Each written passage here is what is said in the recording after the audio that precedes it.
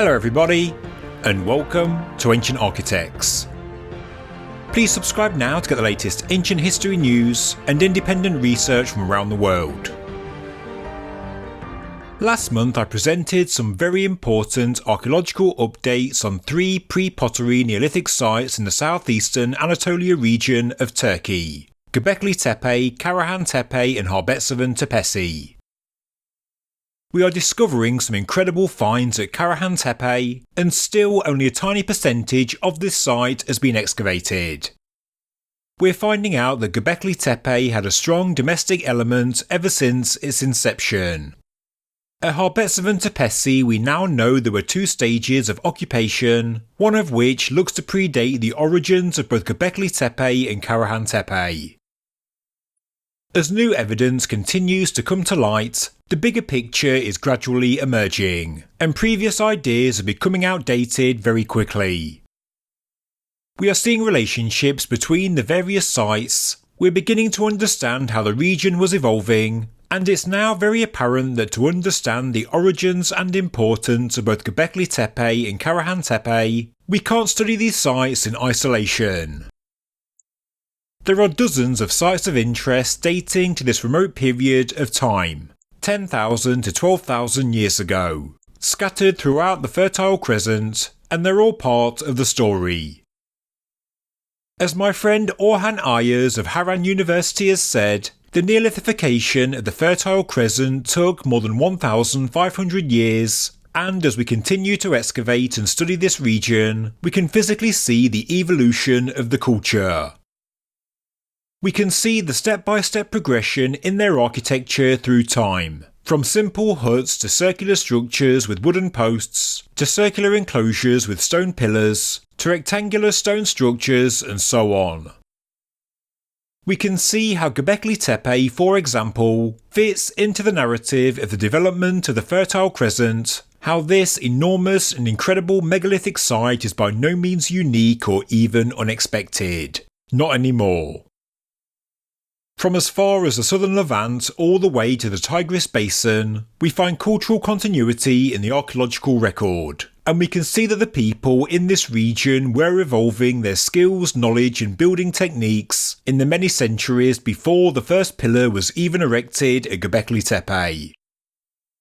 And that leads us nicely into the subject of this video, a site that is a direct precursor to Göbekli Tepe, and it's also located very close by, with origins 300 to 400 years older and showing similar yet slightly more primitive building techniques, just as you would expect with a precursor settlement. We also find evidence of artistic continuity as well, with animal representations in stone, in a style we find on a grander scale on the later T-shaped pillars of Göbekli Tepe and Karahan Tepe. This is Çakmaktepe, one of the 12 designated Tepeler sites of Turkey, and which I'm calling the missing link. A site older than both Göbekli Tepe and Karahan Tepe, and the archaeology shows it to be a clear developmental stage in the pre-Pottery Neolithic. According to news reports earlier this year, Çakmaktepe contains the oldest architectural structures ever found in Turkey. An archaeologist, Dr. Fatma Sahin, presented the latest findings in the recent Tepeler presentation that featured on the Archaeology Harbour YouTube channel. The information was presented in Turkish, and I've transcribed the video and attempted to translate it the best I can, so I can give you a very up-to-date overview of this exciting and very important pre-Pottery Neolithic site, a site you may never have heard of before.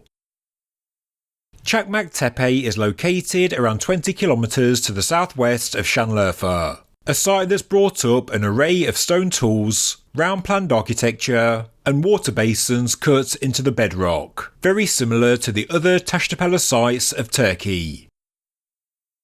It isn't a very large settlement, and only has an average diameter of 150 metres, but it is older than its famous neighbours. Excavations only started in 2021 with a team of international experts from many different disciplines.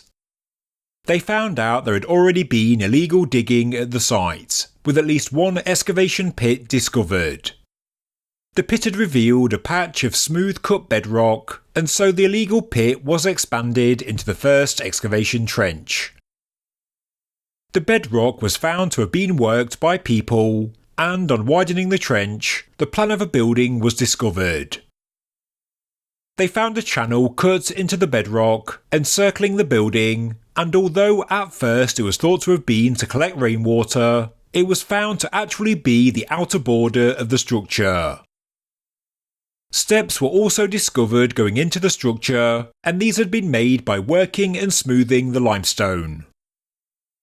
The building, which is known as Building 10, is oval in shape. It's 16 metres at its widest and 14 metres at its narrowest. So it is a large structure, and its floor was made by cutting the sloping bedrock to make it flat.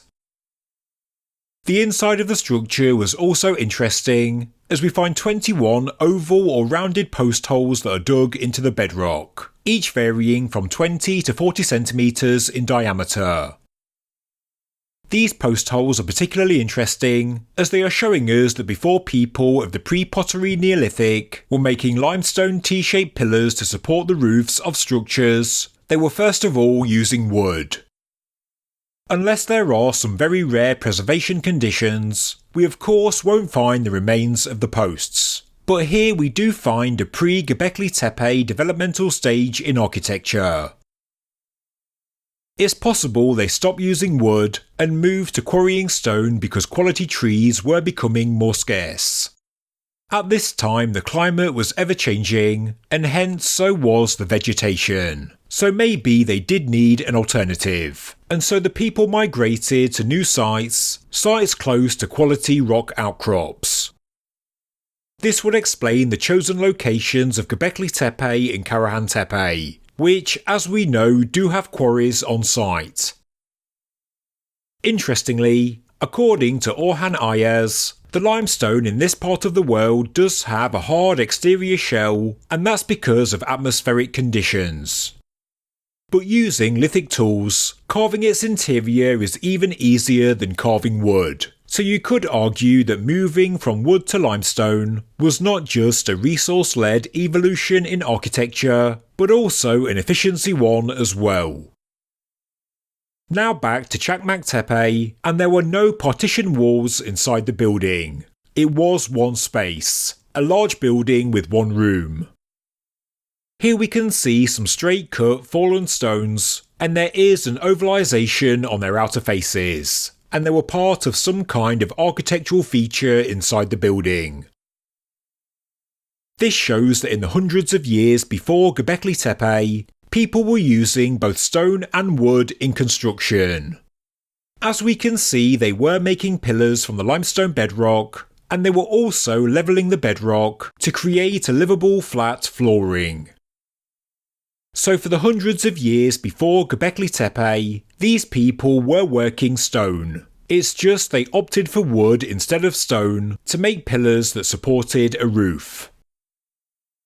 There is another architectural feature inside, rectangular in shape and made from cut stones neatly fitted together. The building is defined as a special structure, like the oval enclosures at Göbekli Tepe and also the large enclosure at Karahan Tepe. Like Nesmi Carroll's evaluation of the fill of Karahan Tepe, the archaeologists at Çakmaktepe also believe that this structure was also deliberately filled, being decommissioned after its use.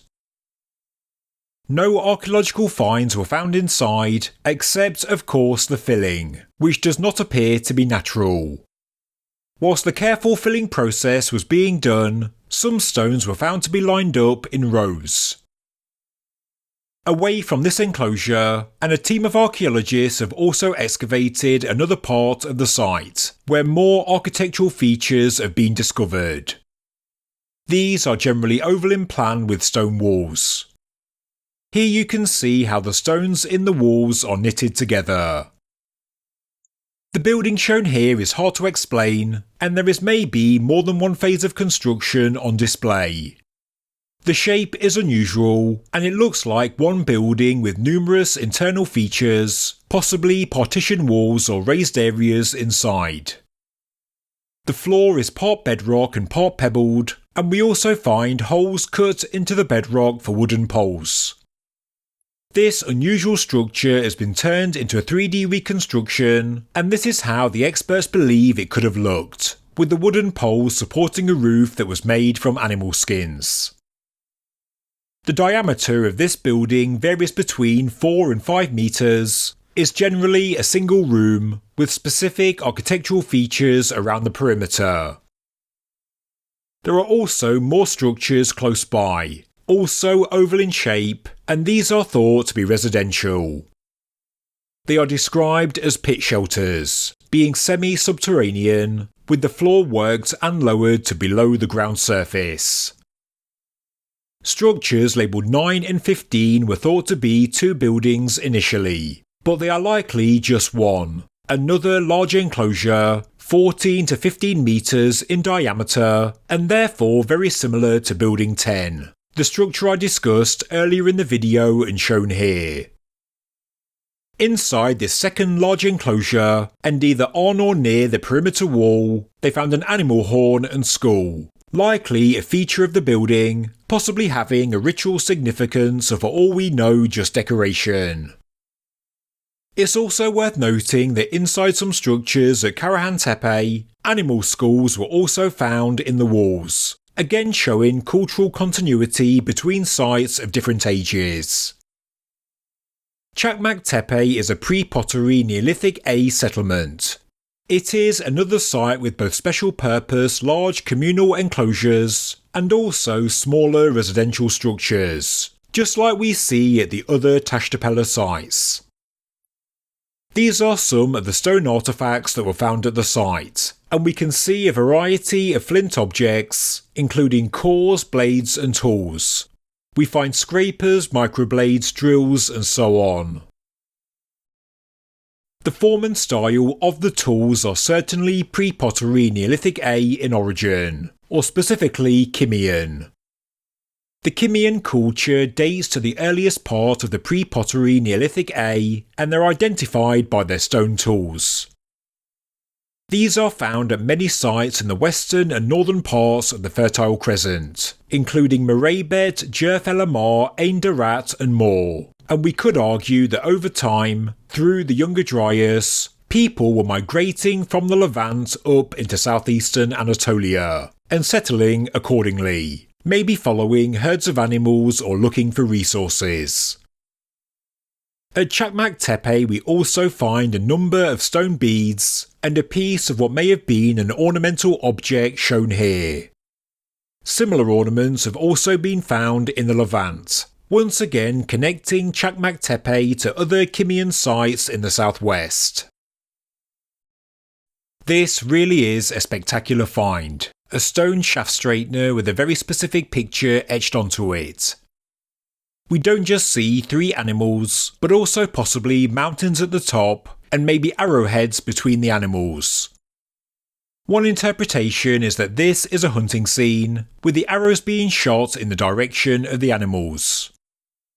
Shaft straighteners with the same form are found at other early pre-pottery Neolithic sites, ranging from the Tigris to northern Syria, including Kortik Tepe, Chayanu, Halamsemi, Gusir Hoyuk, Bonkuklu Tala, Maraybet, Abu Huraira and Jerf El Amar. We also have some indications of their diets. We find the remains of many animals including gazelle, rabbit, cattle, wild sheep and wild boar. We also find tools for cutting crops and grinding stones. This shows that these people were likely in an early phase of agriculture, as we see throughout the Fertile Crescent at this time. It was very much a transition phase.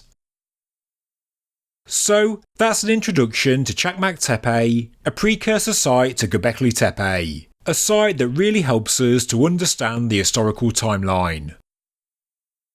It has Kimmean culture origins, connecting southeastern Anatolia to the Levant, and apparently, the Kimmeans are rooted in the Natufian culture.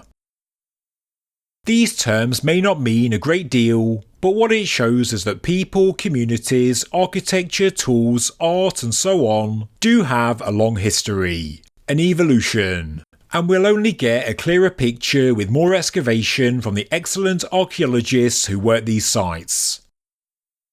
Building with stone had become commonplace in the Fertile Crescent for centuries before the Younger Dryas, throughout the Younger Dryas and after. From the Natufians to the Kimians and beyond, these were by no means primitive hunter-gatherers, and we have physical evidence for their evolution over hundreds of years. Excavations at Çakmaktepe are still in a very early stage, but I have no doubt that this is a very important site in our understanding of the human story. Thank you very much for watching this episode of Ancient Architects. If you enjoyed the video, please subscribe to the channel, please like the video, and please leave a comment below. Thank you very much.